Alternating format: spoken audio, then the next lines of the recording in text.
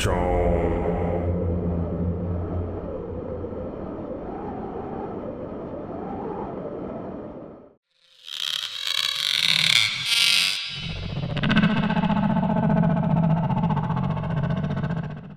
us put our palms together.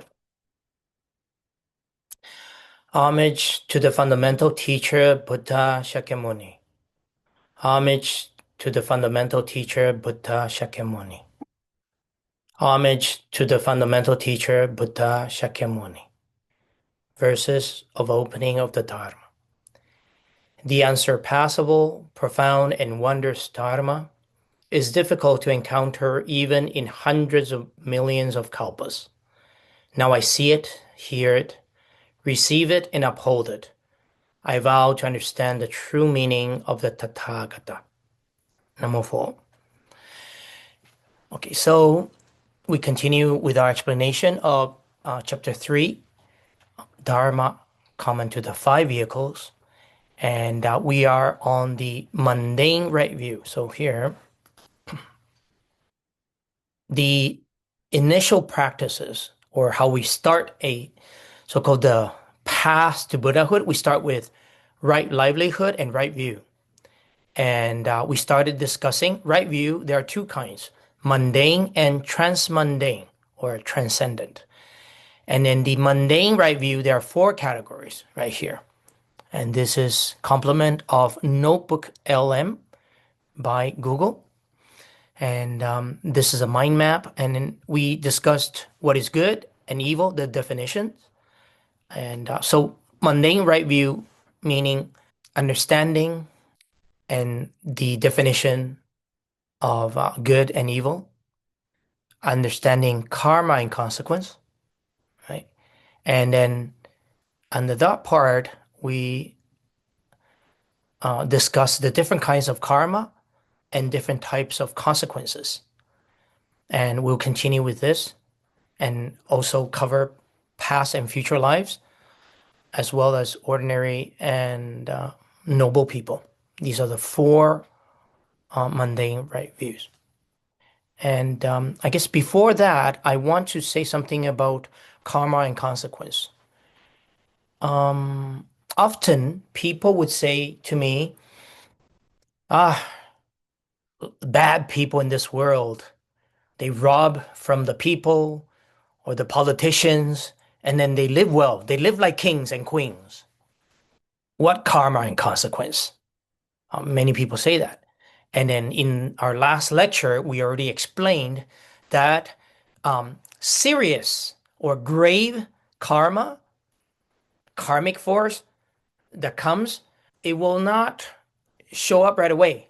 Usually they show up at the time of death, or even, but definitely not during the present life. And if they do show up in the consequence in present life, it's called flower consequence. It's not even the fruit consequence. And I did explain in words. Today I want to show you a video. In 2011, when the Fukuyama nuclear power plant, that disaster caused by the tsunami, a lot of studies were done regarding tsunami, and this is what I found.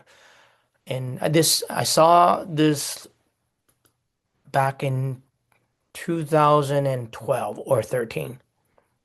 And this was a great revelation on what we call grave karma, how they take consequence. Why grave karma takes time. So imagine, okay, we can learn something from the formation of tsunami. Okay, so this is the middle of the ocean, right?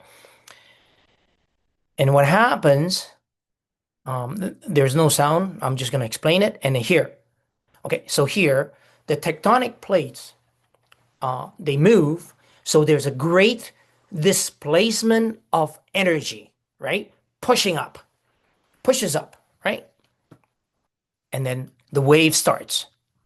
So if you were a little boat, a small boat here, what would you feel? Not much. Rising falling. That's it. It you, it's it's a tsunami, but you don't feel much. Why?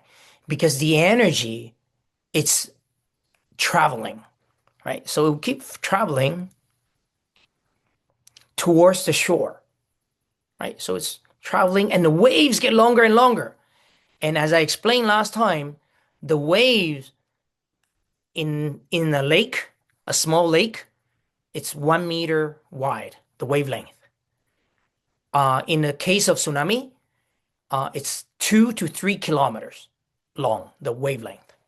Okay, it's 1 meter versus 2, 3 kilometers. Okay, so it keeps going, it's traveling, it's building energy, and then it's going towards the shore.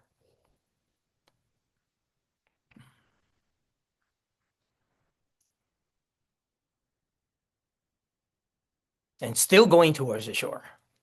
Okay, here. You see this? This is called, there is the shoreline, and then there's a slant, right? You see the shoreline on the bottom.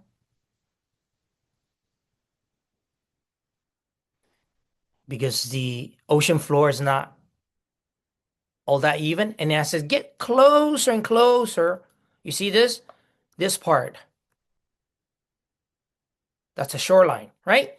This is called wave shoaling. One wave touches that shore and then it bounces back, but there's not enough time for it to bounce all the way. The next second, third, fourth, a wave keep hitting, and so it just start building energy upwards. So like you see, because the shoreline gets higher and higher, and the wave lengths get pushed up higher and higher.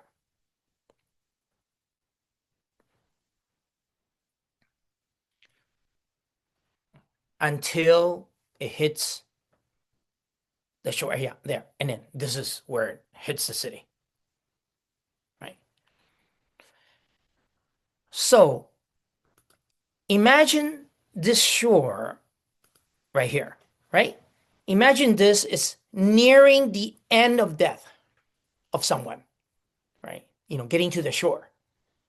And then the wave being the so-called karmic force of either good karma or bad karma. Remember, this not only works with bad karma, but also works with good karma. Meaning you did all the good deeds, you helped so many people, you transfer all the merits towards rebirth in Amitabha's Pure Land. And guess what? All this buildup will mean that Buddha Amitabha and all the bodhisattvas will come and receive you at the end of your lifetime. And if it's bad, bad karma nearing that death, then the recollection, all the so-called mental imprints of all the bad deeds, all the people you have hurt, will start, all the image will conjure up, and you start feeling a lot of fear. And then when you die, then immediately you go into one of the one of the 3 evil destinies, right? So this is just want to show you how it's like, how to see so-called grave, serious karma, and they are taking consequence through the formation of tsunami, the tsunami theory. Okay, so let's continue. The noble ones, or liberated ones, have no doubt that karma brings consequences and that death and rebirth continues, especially those who have attained the supernormal power of divine eye. can fully comprehend it. And it could not be more evident to them. So basically, the noble ones that have supernormal power, they are able, with their divine eye, see what's going to happen to them as consequence, and to themselves and to other beings. And even non-Buddhists can also attain this, the divine eye. It's not only the Buddhist noble ones, liberated ones. And some of them have a more or less understanding of karma and the consequences of past and future lives. Right? So this also depends on their belief of karma and consequence. Usually it's not 100% aligned with Buddhism. It could be even the ones that believe in theistic thinking, they may have more so-called determinism, right? They think that their life and the consequences, like, is all written right from the beginning. Before they even started living, it's already all written, right? So that's why we call it more or less understanding. Right? Continuing, but for most ordinary people who do not possess pure knowledge, they are in the dark and have no idea about what exists before life and after death, right? So we just have a very blurry vision of what they do. They are not clear about their own actions, nor the consequences that will take place, right? Even though there are a few who do not ignore previous causes and recognize past lives, they are also repudiated by vulgar materialists. This is saying that maybe someone, like, subconsciously feel that cause have effects, but because of the surrounding, because of the society, because of the materialist thinking, meaning what I don't see does not exist. Everything, it's either science, physics, nothing more. Mind, no. Consciousness, no. They just believe in matter, things that they can see and touch. And anything else, it's just imagination, right?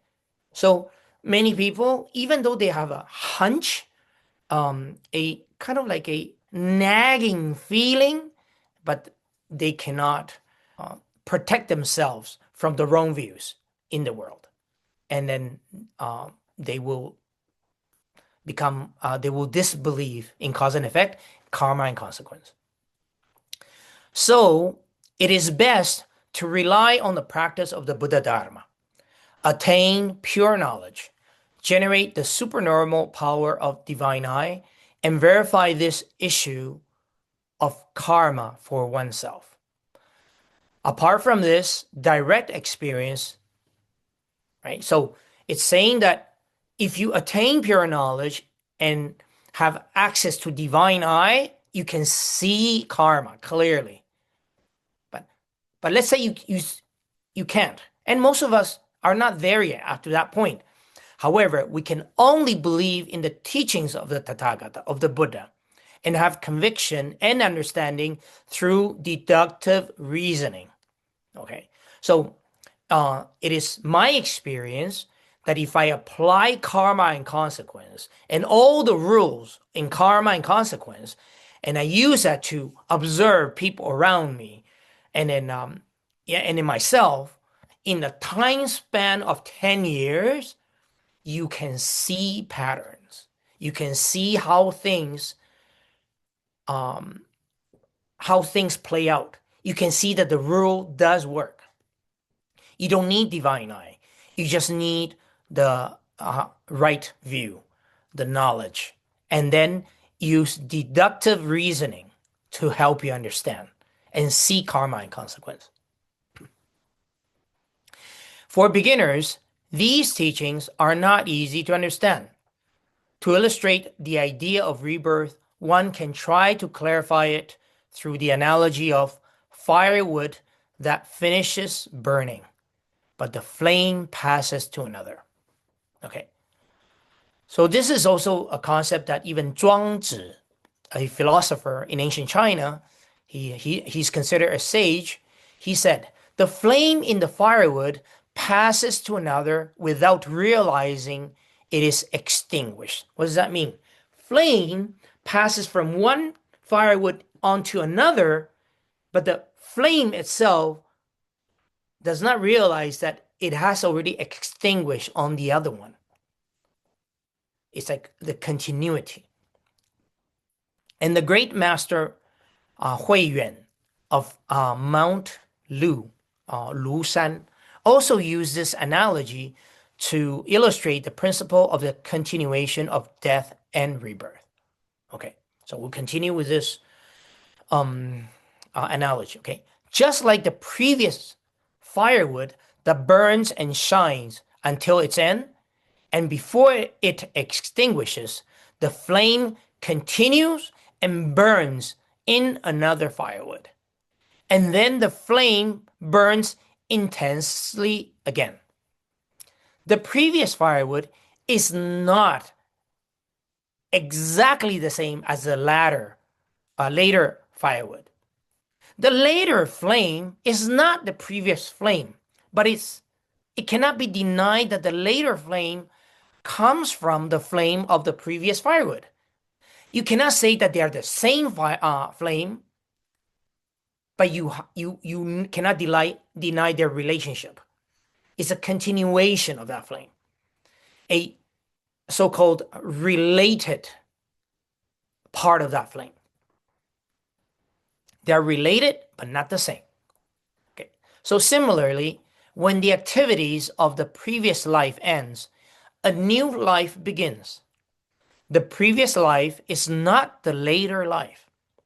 And the later life certainly comes from the karmic force of the previous life.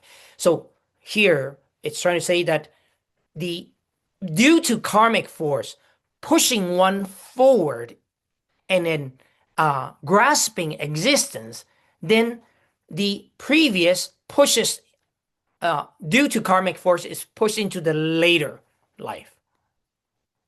However, from death to rebirth, there may be gap in time and space. Therefore, this process of continuity between the death of the previous life and the birth of the next life still needs to be explained. Okay, so here, even in the Chinese original, it's a bit misleading. Remember, it's almost like saying that there may be a gap in space and time and space, but no. It's actually later on, it denies that. It's not a gap. There is no gap. Right? But that's why it says still needs to be explained. Right? Let's continue. According to the profound meaning of the Buddha Dharma, bodily and mental activities manifest during life. At the time of death, body and mind suddenly end, and the previous bodily and mental activities of the present stop. The previous one stops, new one begins. However, the bodily and mental activities of the past do not cease to exist. That is, after karma is produced and passes, its functionality is not lost, does not disappear. Right? Now, this can be said to be the latent potential of life. So basically, even though the previous one stopped, but all the karma produced, the functionality, the force is still moving in that river of consciousness. It's not lost. It's only so-called considered it once experiencing the consequence, the karmic force ends. But as soon as it's produced, its functionality is not lost, does not disappear. So when the causes and conditions mature, the karmic forces of the past will give rise to new physical and mental activities, thereby initiating a new life. Now, again, using the analogy of the flame that passes from one firewood to another.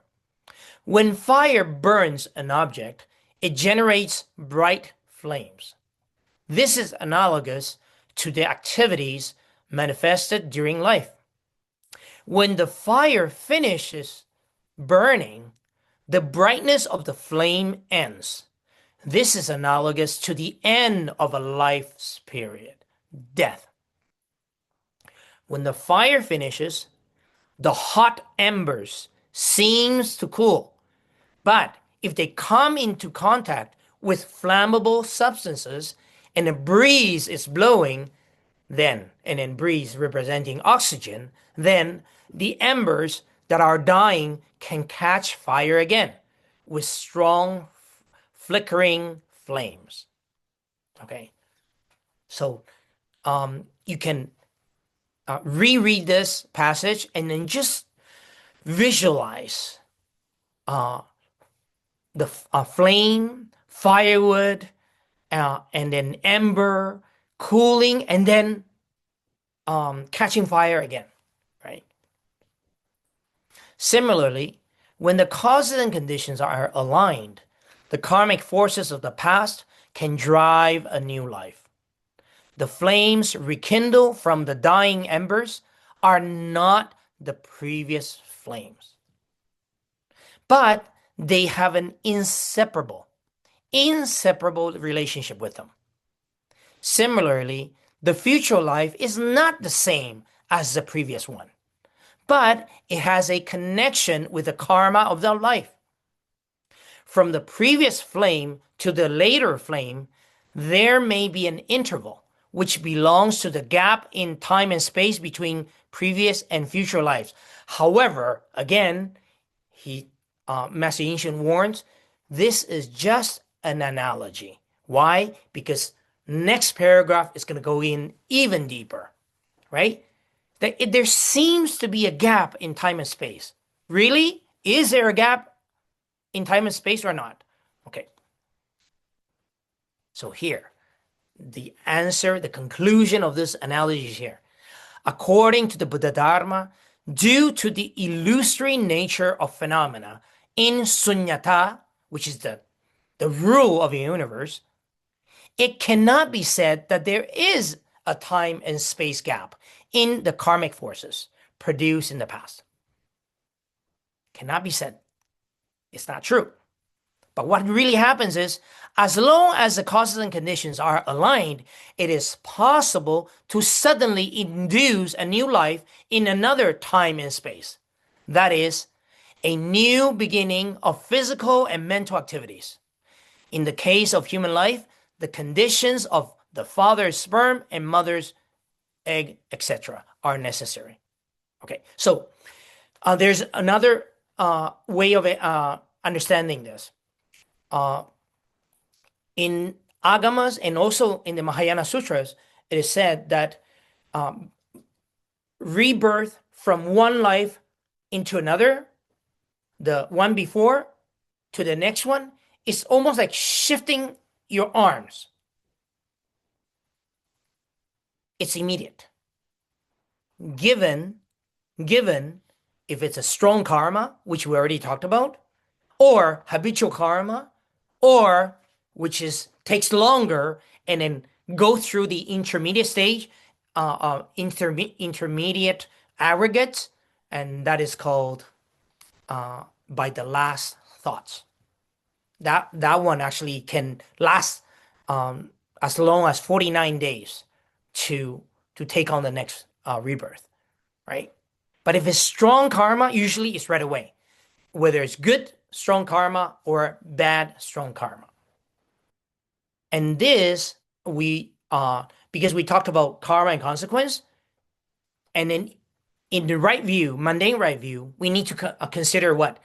Past lives, present life, and future lives in order to have the full picture. If you believe in good and evil, you have the right view of good and evil, you have the right view of karma and consequence, yet you do not believe in past lives nor future lives, then still your mundane right view is not fully established. And so this ends the explanation on the third aspect of mundane right view, which is past lives and future life. Right? And I want to just show you what Gemini helped me create this firewood analogy. Also, this is a monk, old monk. Let's say this is Master Puxian, right? And then he said, my life come to an end. Okay, enough. I think my memory is not as good as before. It's time to switch. And then, boom, continuity. Now he is reborn somewhere. He's he's waiting to be reborn in somebody's womb, right? And then here, the firewood analogy, like 3 lifetimes, it would be previous flame ends, and then that flame passes on to this one, passes on to the next one, right? However, can we say that this flame is the same as this flame? No.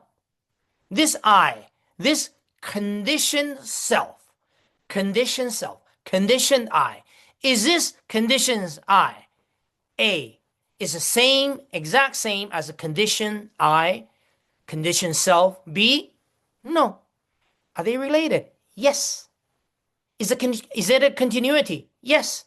But are they exactly the same? No. So, where is the self that passes from one to another? No. That's why we call it, due to causes and conditions, self come to be. Self, quote, quote, the 5 aggregates is born, and whatever is born will go through aging, sickness, and death, right? So this is not the same as this. This is not the same as the next, but are they related? Yes. And then what do we call this? A stream of consciousness. Related, but not the same. So non-self or no self can be understood like that. There is no self passing from one to another. It's just due to the karmic force pushing the conditions, then, it actually, the conditions are ripe for consciousness to take on effect and then a birth in the next one. It's not the same self. It's related, but not the same. Okay. Existence of ordinary and noble people. Stanza 34. Beings are always being reborn and dying continuously. But the noble ones attain liberation. The difference between the ordinary and the noble, between bondage and liberation, is having deep conviction and no doubt. So the fourth aspect of mundane right view. Understanding, knowing, have deep conviction that there is such thing as ordinary people and noble people, right? So the right view that there are ordinary and noble liberated people. Even though it may be difficult to have the right view about good and evil, karma and consequence, and past and future lives, if one does not believe in the liberation or liberating state of the noble ones, then such a human life will indeed be miserable. Because you're saying that, yeah, I believe in good and evil, I believe in karma and consequence, I believe in the 3 periods of time, past, present, and future. But I don't think I can liberate. And I don't know anybody, and I don't think it's possible. Then what does that even mean? It means that this cannot be the truth for you. And here's what Buddhism differs with a lot of religions. The Buddha said, I discovered the truth. I did not invent the truth of the universe. I discovered and I awakened to the truth. So can you. All of us, we can. That is his proposal. We only have to practice by his teachings. According to the Dharma, we can all become enlightened. We can all go from ordinary into noble state. The continuous cycle of transmigration in the 5 destinies with its rounds of birth and death, death and birth, is a scenario of endless human tragedy. How can this cycle come to an end? Human life is definitely not so hopeless. If one firmly believes in the independence and liberation of the noble ones, then one can advance and progress by overcoming darkness and developing limitless light.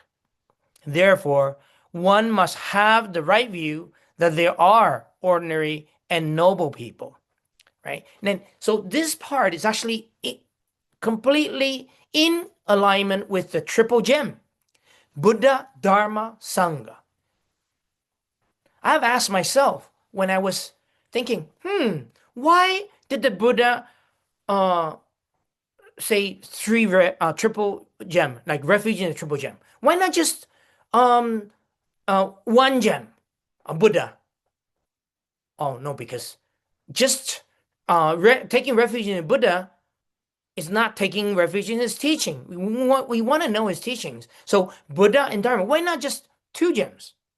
Double gem. Why triple gem?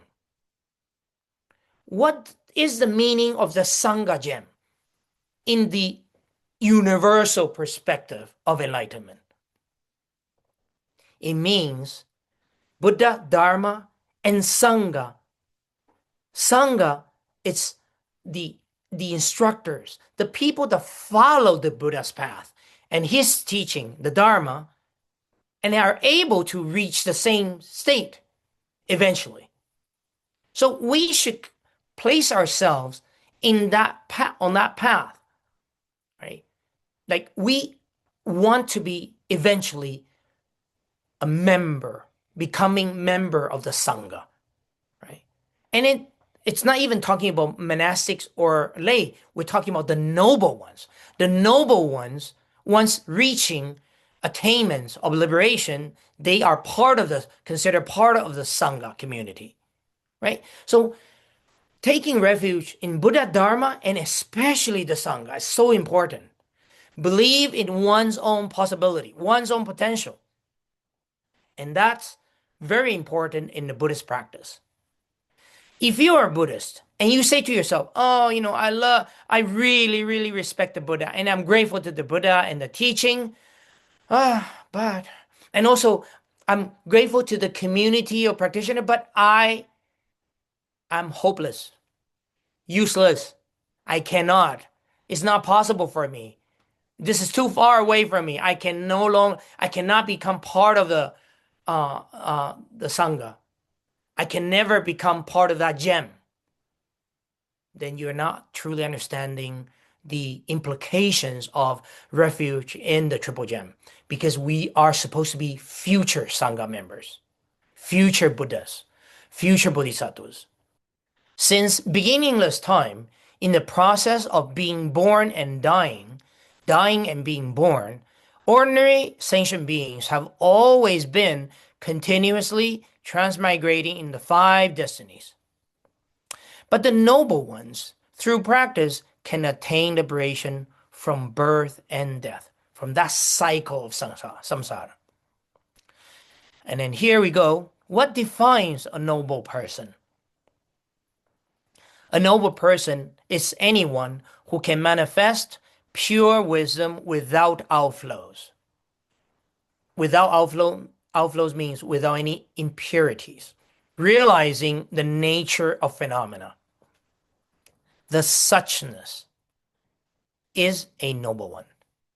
And of course, this should not be confused with those who are considered wise by worldly convention. A wise person is not necessarily a noble person. The word noble in Sanskrit is arya, means someone who is has pure knowledge, enlightened, awakened. The noble ones also have many levels, but the fundamental difference from ordinary people is that they have obtained pure wisdom and realized the truth. So here, Master Yinshun is giving definitions of noble one, noble person, and now what does liberation mean? Okay, liberate, to liberate. In Chinese, the word liberation is composed of two characters. Jie means to remove, and tuo means to free oneself. Being in the cycle of birth and death, sentient beings do not have freedom, as if they were entangled and trapped in a net. The noble ones, having attained pure wisdom, have cut off the fundamental afflictions of life and death. This is the liberation from life and death, the attainment of great independence and true security and happiness. Okay, that's would be like in a nutshell what does liberation mean. Ordinary people and noble ones both equally obtain, as retribution, a body with consciousness. Because ordinary people are foolish mainly due to ignorance, they are entangled in the cycle of birth and death and are not independent. They are born into this theater of life and they think this theater is real. They take this theater as everything is real. And they get into the character and they become obsessed with their own character and they just think that this character is them. That's their self. No, that's an illusion.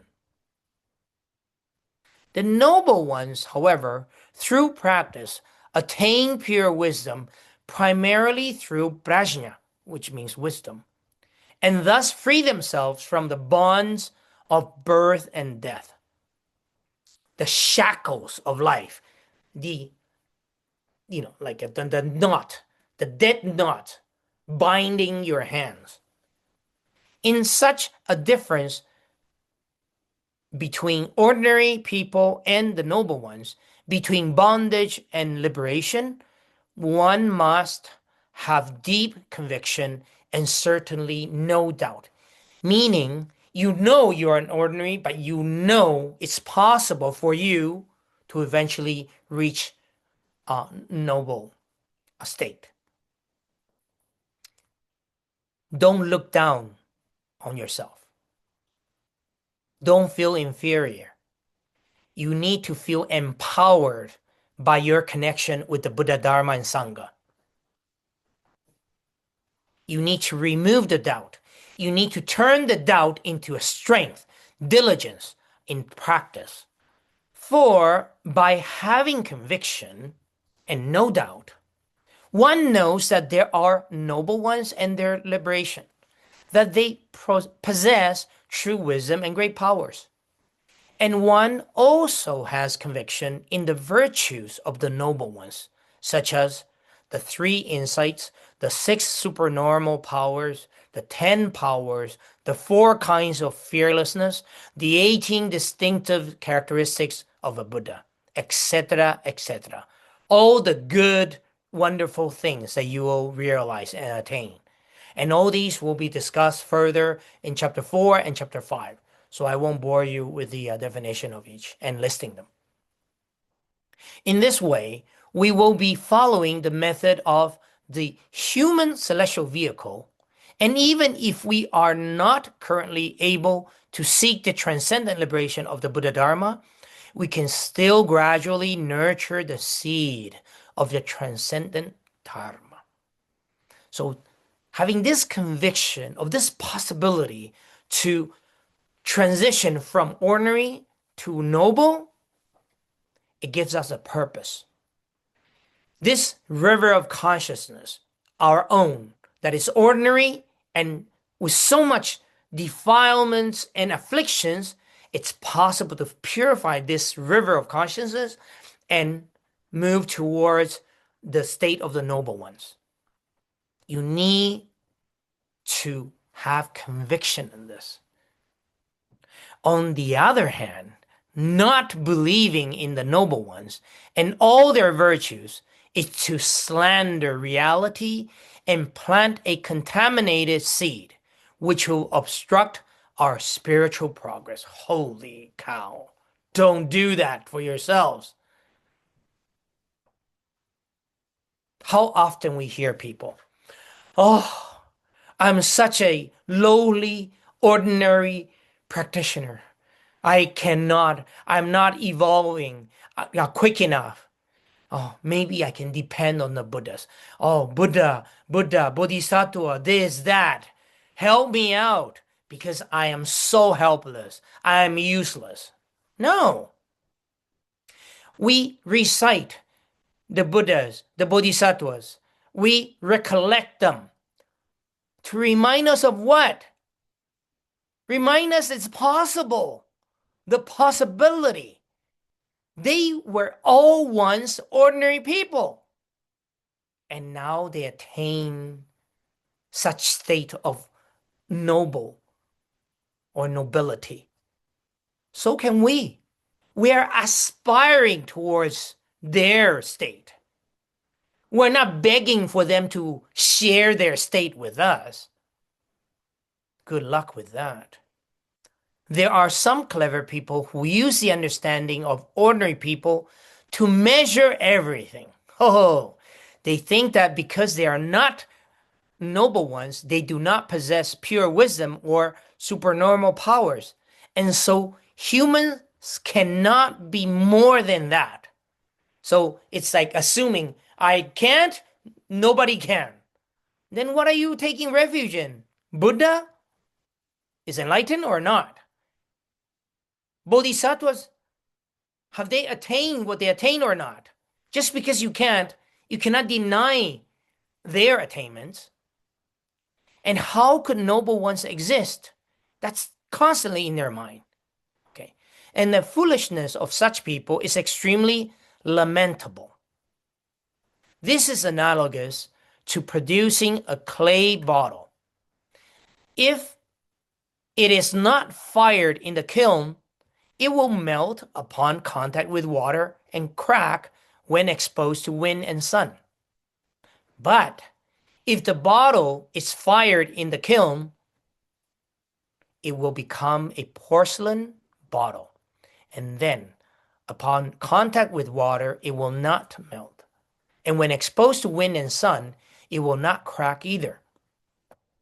So, he's using this analogy to say that we can, and then think of yourself as a, not clay bottle. I would even use a clay Buddha statue. You need to fire this statue in the kiln with fire, the right amount of heat, the right amount, and then the right amount of time. Is it an arduous journey, difficult journey? Of course. But when you come out of the kiln, you will be a true porcelain Buddha statue. If such a coarse, worldly object like a bottle becomes so different after the firing process, what can be said about us human beings who proclaim ourselves superior beings? Is it possible that a person, by developing themselves in practice according to the Dharma and refining and educating themselves through the fire of prajna wisdom, would still be the same as an ordinary person? Of course not. Through refinement, education, training, practice, diligence, we move slowly but surely from ordinary into the noble state. We must have conviction and deep understanding of the existence of ordinary and noble people to generate a firmness of right view. So up to this point, the main contents of the mundane right views have been explained, which are the indispensable, foundational views for practitioners of the Buddha Dharma. Right? So here, interestingly, the mundane right view is about good and evil, knowing good and evil, karma and consequence, past and future lives, and then ordinary and noble people. These are the four. You notice that now it talks about the existence in the 5 destinies, meaning that even in the mundane right view, it's not important for us to be believers of rebirth in a sense of the 5 destinies. Because many people say, oh, I don't, I've never seen the ghost, the hell realm. I have not seen the hungry ghost realm. And I have seen the animal, and then it doesn't look that bad, right? So is it possible for me to develop right view? Of course. The most important thing is have those 4 aspects and have conviction in those 4 aspects. And then observe the 5 destinies all in the human realm. The human realm in itself contains all other realms within, right? Meaning, within the human realm, we can see what? Hell, humans that live in hell, humans that live in animal state, humans that live in hungry ghost state, humans that live like real humans, ethical humans, and humans that live like celestial beings of different levels. That's another way of understanding the 5 destinies. An easier way, more like close to home, observable way of understanding the 5 destinies. Nobody can deny the existence of other forms of living within the human realm. Okay, so let's go to it. Existence in the 5 destinies, stanza 35. Transmigrating in the 5 destinies, body and mind receive much oppressive suffering. Right?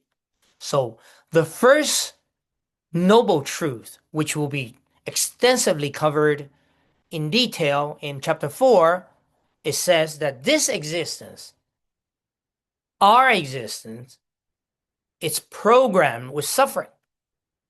And not just in the human realm, in all the realms. So, sentient beings transmigrate in the 5 destinies. And this is indeed not ideal. For body and mind constantly endure much oppressive suffering. However, by moving from greater suffering to lesser suffering, one will also feel more relaxed and comfortable. The suffering in the 3 unfortunate or evil destinies is so great that there is no need to list it all. Like list the innumerable kinds of sufferings in them. The suffering in the 3 unfortunate evil destinies is so great, right? Now, in the human realm, 9 out of 10 matters are unfavorable. Okay, so what is saying that the 3 evil destinies, unfortunate destinies, they are innumerable suffering. And that in the human realm, 9 out of 10 are imperfect and unfavorable. And what about the celestial beings? All celestial beings enjoy merits, but they also suffer from sorrow, particularly when their lives come to an end, as they know they will fall to realms lower than their own. Truly, this is an indescribable sorrow. Right? Boy, this is pretty depressing. But truth, depressing truth, right? Let's and we have time to move in the 3 evil or unfortunate destinies. Stanza 36. Oh, we begin with hell. Woo-hoo. Stanza 36. The great hells are extremely hot. The peripheral hells complete a journey. The 8 frozen hells and the solitary hells, these are the worst places for suffering beings. Okay.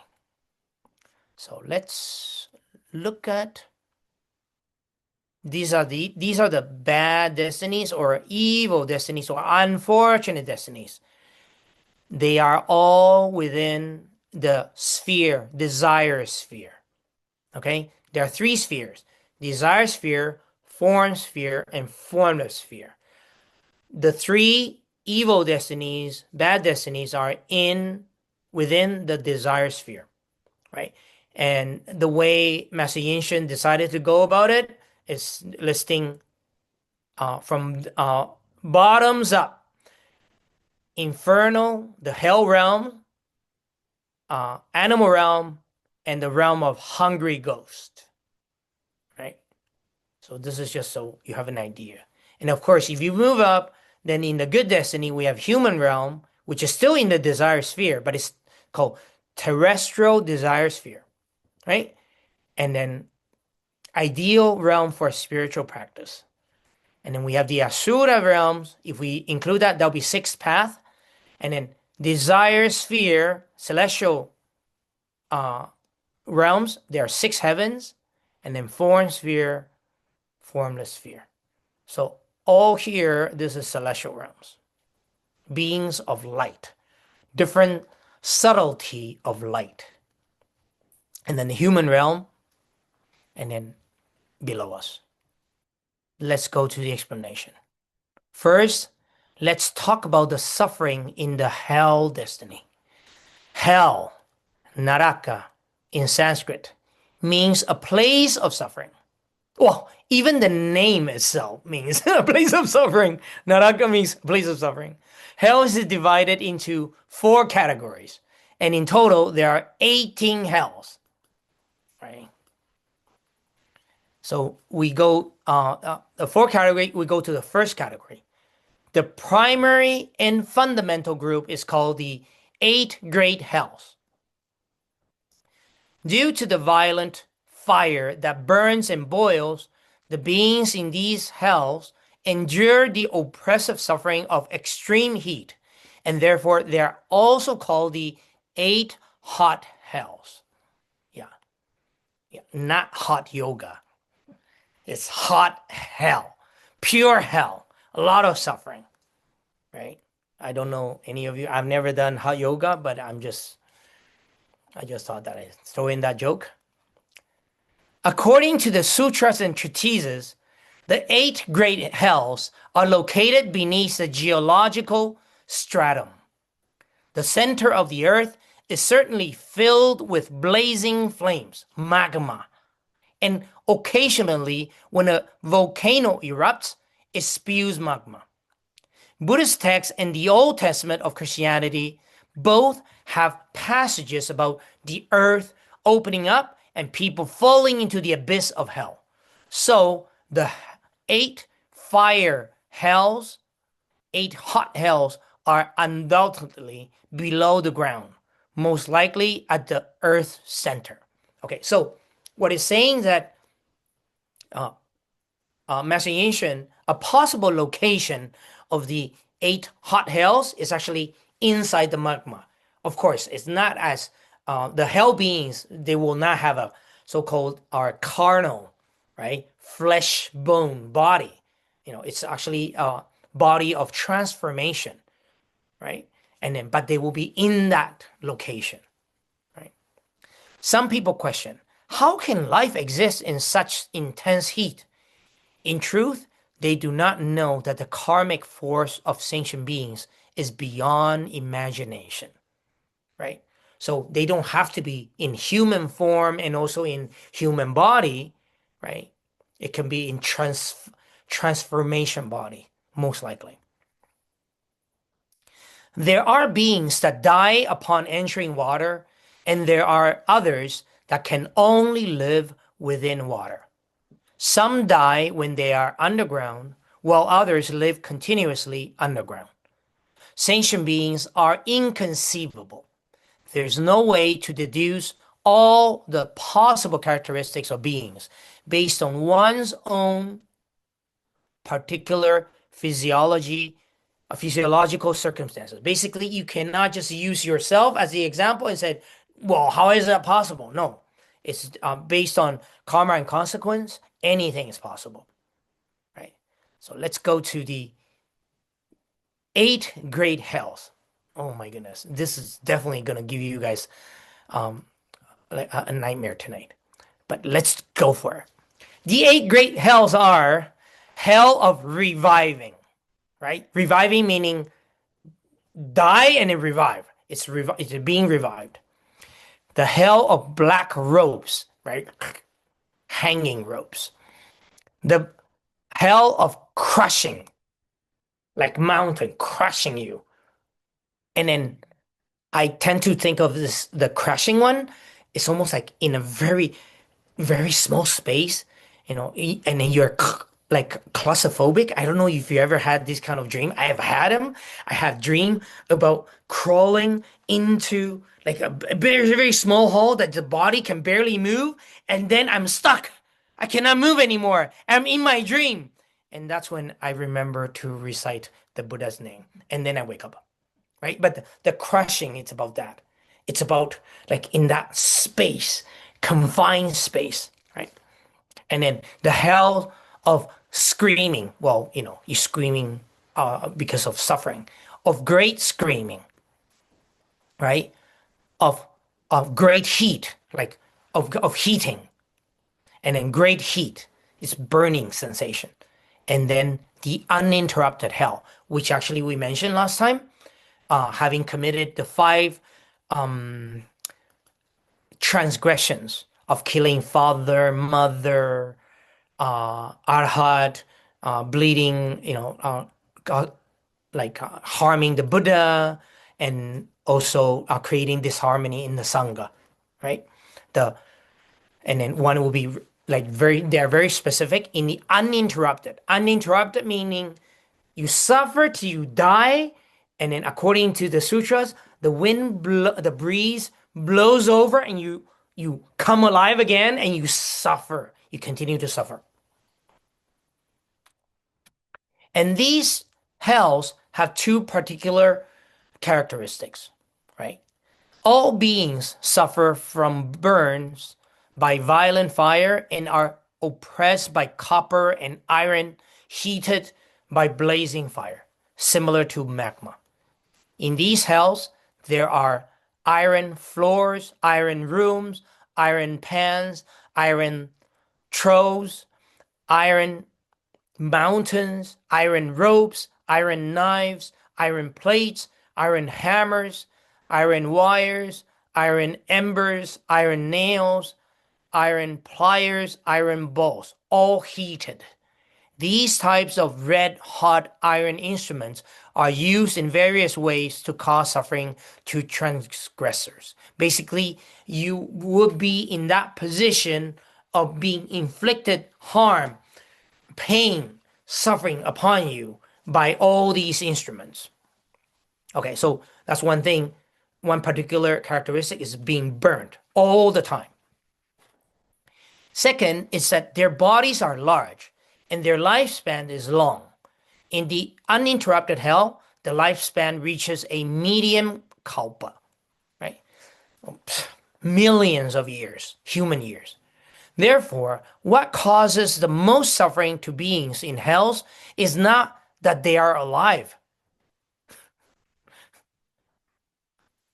The suffering is they cannot die. They are there due to retribution. Consequence of bad karma, evil karma. They inflicted the same amount of suffering on other beings. Do we know examples like that? Of course. War. Look at the casualties in war. The bombs that burn. The bombs, they land on a place, and the shrapnels fly everywhere.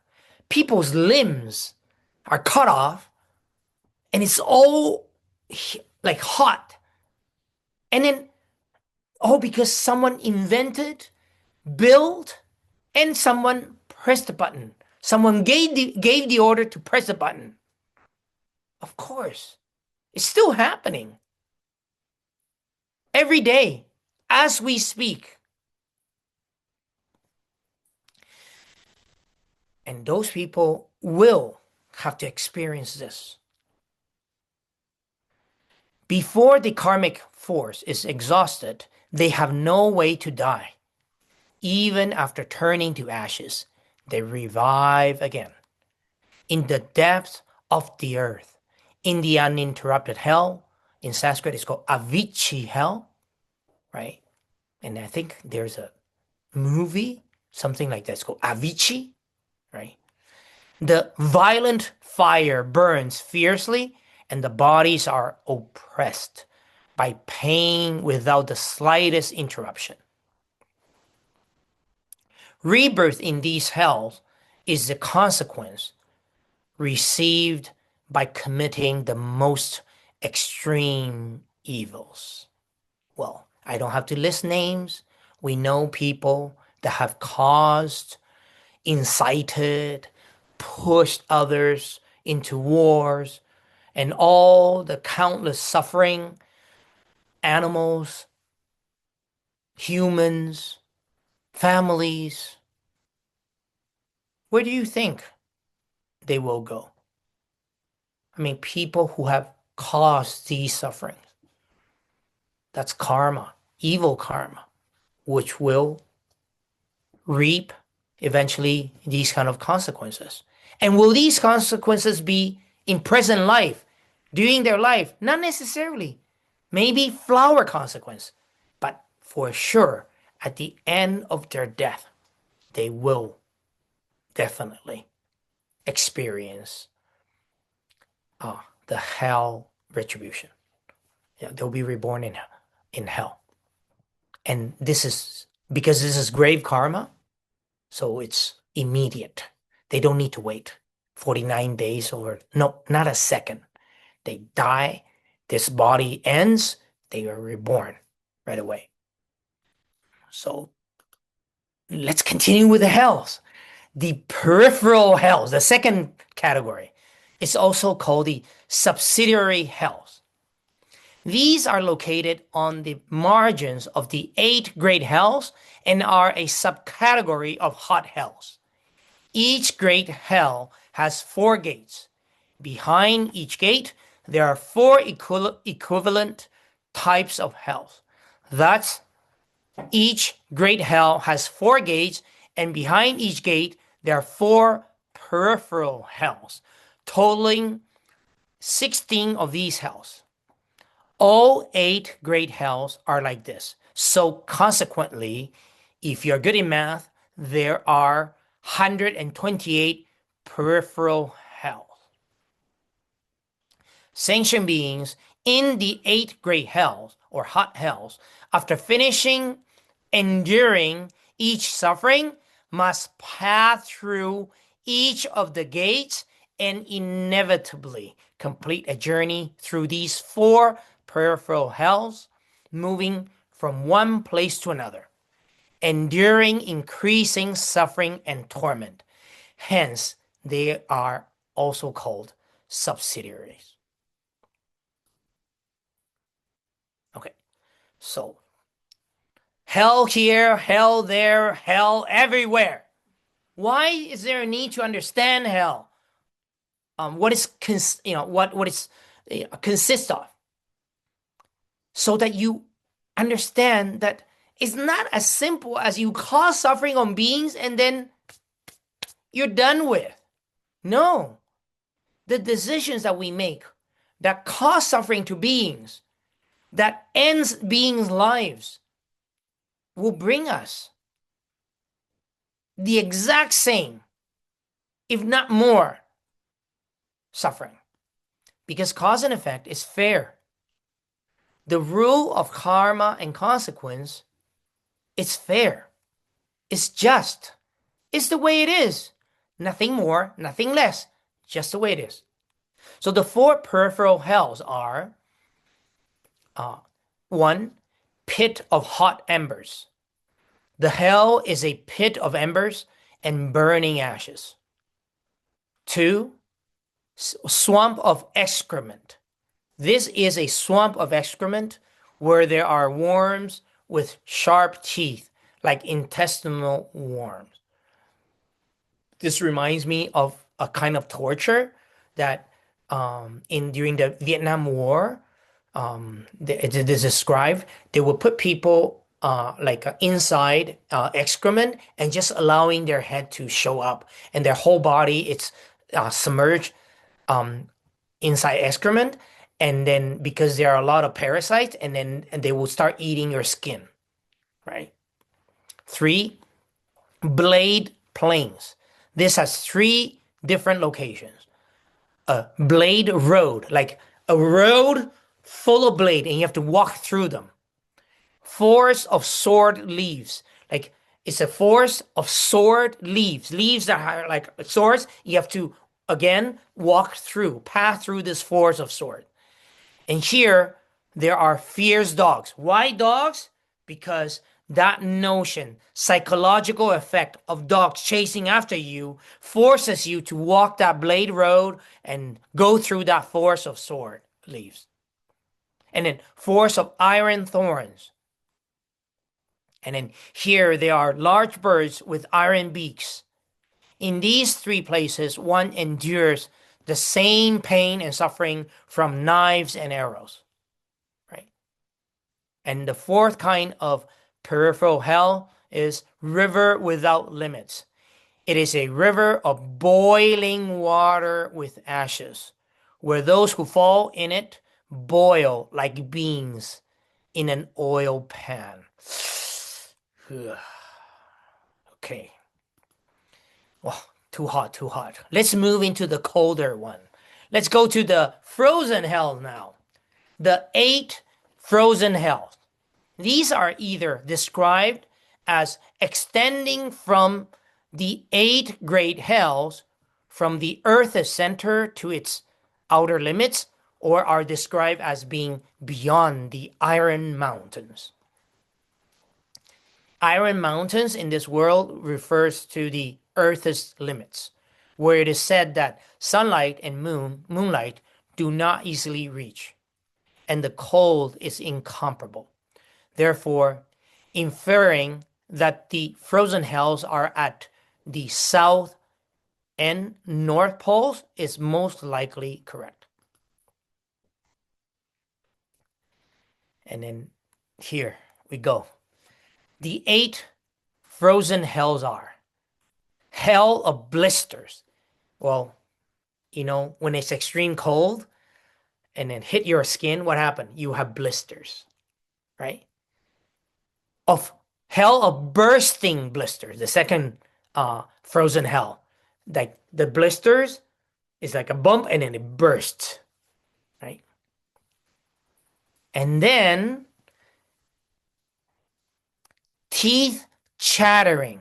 Okay, hell of teeth chattering. What does it mean? In Sanskrit, is you get it? Like that, right? And then hahava, shivering, right? Shivering hell, right? And then lamentation, like this. You're like really, really so cold and nowhere to escape, right? D3, just basically your reaction to the cold, the extreme cold, right? Wow, here comes even the worst one. Of the blue lotus, of the red lotus, and the great red lotus. These 3 hells are named according to the color that beings turn due to the cold and the lotus-shaped wombs that open on their bodies. And this makes me think of hives. I had hives in July. Oh my goodness. All over my body, my 2 arms, 2 legs, it's like lotus, but I did not see them as a lotus flower. They were like spots and then just blisters open up and then there's a oozing like liquid. That's as close as hell that it came to for me. The great red lotus. Well, maybe just mine is just red lotus, not great one, because it's a smaller lotus flowers. And then I was contemplating that, oh gosh, this this is like as a human form, I had to go through that. I must have done something, and I'm just going to accept and deal with it. Of course, I put medicine and cream. So in hell, you don't get medicine nor cream. You just suffer till you die. The breeze blows over, you revive, and you continue to suffer in these frozen hells. The lifespan in these hells is extremely long, and the pain and suffering are unbearable. Trust me, just as human form, going through what I went through in hives, that felt like hell. As it is said in these verses, the severe cold invades the bones with force, causing the entire body to shiver and convulse. Hundreds of blisters appear and burst, attracting many worms, and these worms, which chew and scratch, making fat and marrow drip like water. The cold forces the teeth to chatter and the hair to stand on end. Eyes, ears, throat, etc. contract due to the cold. Body and mind are trapped and extremely confused. Dwelling in the frozen hells is of extreme suffering. Okay, so up to this point, you will notice, for those of you who have participated in our ceremony of for ancestors, basically the Buddhist ceremony, the one of the skillful means of the Buddha is that allow us as practitioners to get together and help these hell beings. We literally can conjure, invite them into the space with the blessing of the universal triple gem, so that we create this safe energy space that they can practice with us.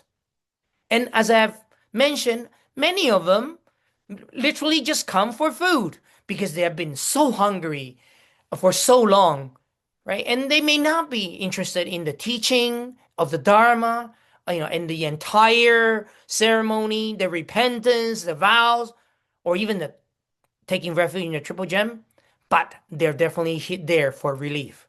So we're able to bring them in, and they are all karmically connected with us, and then give them relief. And so many people over the years that I've known, and they'll have dreams of beings thanking them, showing up, and then saying goodbye. It's real. Fourth is the solitary hell. This can be considered a hell in the human realm, human world. They are located in the depth of mountains, on islands, in the wilderness, or in the depths of the forest. They can be anywhere. They do not have many beings gathered in one place, but a small number of one or two beings who, due to the force of individual karma, endure the suffering of hell. Therefore, they are called solitary. And here, Master Yinshun mentioned something back in 1960 that happened in Taiwan. And in fact, this happened in Austria, that I've heard, in Australia, same case, and even in Japan. I remember reading reports about them. Like, there was a father who abused his biological daughter, keeping her locked in a dark room without ventilation or sunlight, with little food and not enough clothes to protect her from the cold. She was kept like this for 15 years and still looked like a child, malnourished.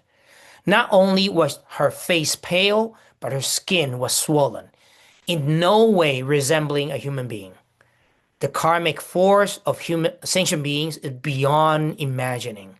In broad daylight, that woman was kept, in prosperous country like Taiwan, it is impossible for people to experience suffering like this. Like it is possible.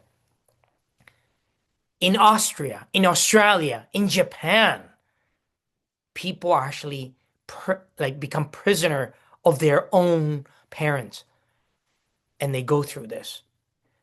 And then I know this one case in Austria where the daughter was forced to have children for the father.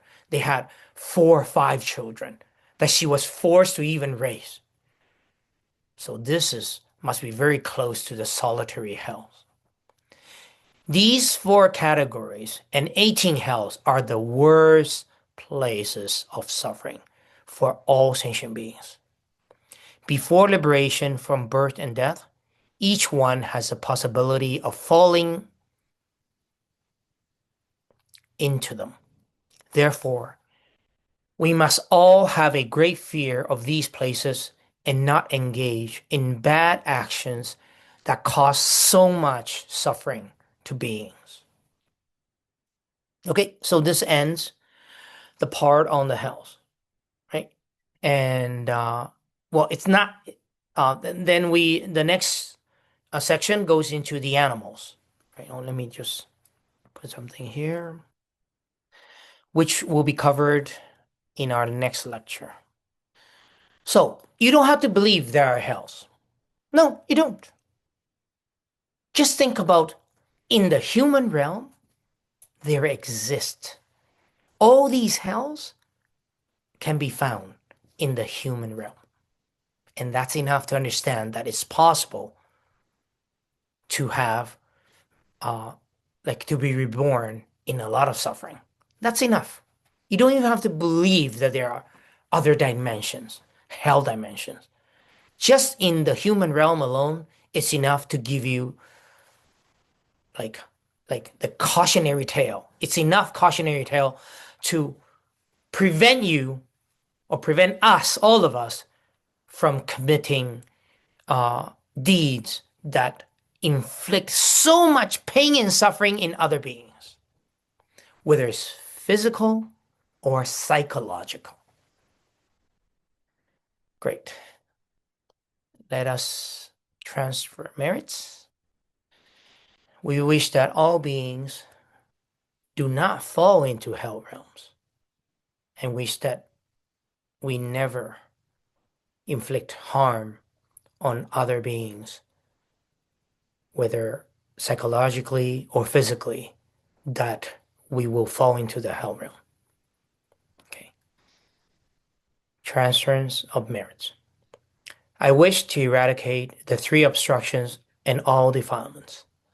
I wish to attain wisdom and true understanding. I wish that all calamities and obstacles be universally extinguished. I shall constantly practice the Bodhisattva path, life after life. Namo Pho.